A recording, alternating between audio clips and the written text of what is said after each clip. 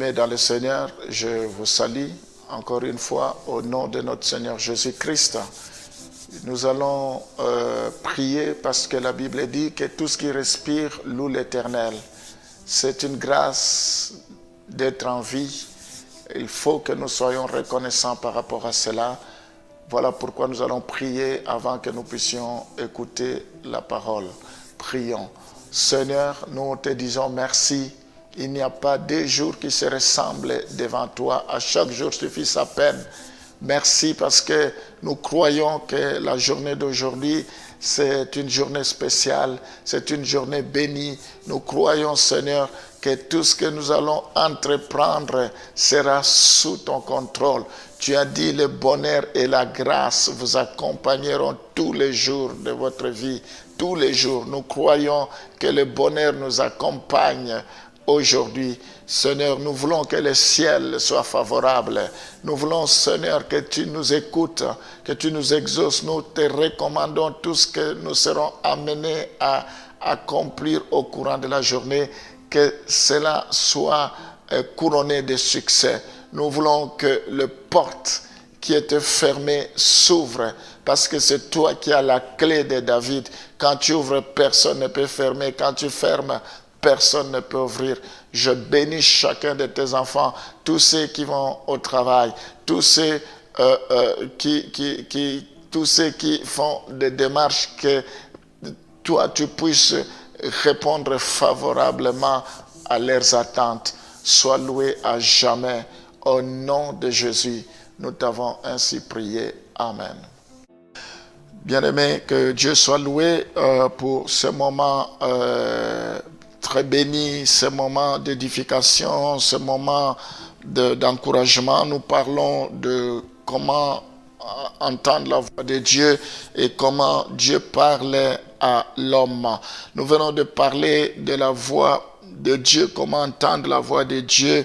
Et là, nous voulons vous parler de la voix et la volonté de Dieu. Donc, les croyants se demandent souvent, nous nous demandons quelle est la volonté de Dieu pour moi, pour mon mariage, pour mon avenir, pour mon couple, pour mes enfants. Quelle est la volonté de Dieu pour mes démarches administratives? Quelle est la volonté de Dieu? Que voulons-nous dire en réalité quand nous disons quelle est la volonté de Dieu? Lorsque nous disons que nous voulons connaître la volonté de Dieu, donc cela signifie que nous voulons connaître son plan général pour notre vie. Quand nous disons nous voulons connaître la volonté de Dieu, ça veut dire nous voulons connaître son plan pour notre vie. Nous voulons avoir son orientation dans la prise de décisions spécifiques. Il faut l'orientation de Dieu afin que nous puissions faire des choix judicieux. Nous puissions faire des bons choix. Il est important que nous désirons la volonté de Dieu, que nous écoutons sa voix. Nous désirons sa direction dans des circonstances de la vie. Beaucoup se sont plantés parce qu'ils n'ont pas écouté Dieu. Beaucoup ont commis des erreurs parce qu'ils n'ont pas écouté Dieu. Donc il est important que dans toutes les décisions spécifiques, nous puissions écouter Dieu. La question que nous devrions nous poser est: comment puis-je connaître la voix de Dieu?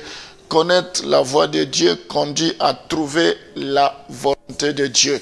Si nous connaissons la voix de Dieu, nous connaîtrons la volonté de Dieu.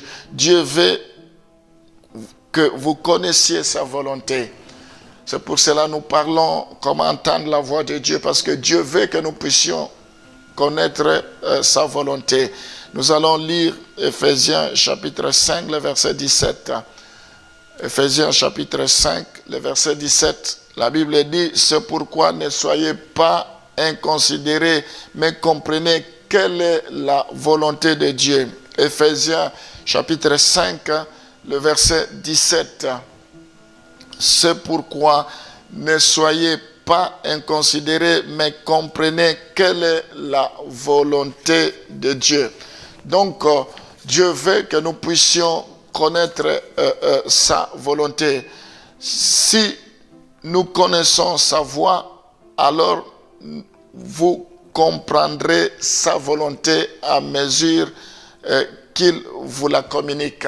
Donc, si nous comprenons la volonté de Dieu, nous connaissons sa voix, nous entendons sa voix, et au fur et à mesure que nous évoluons avec lui, nous connaîtrons sa volonté.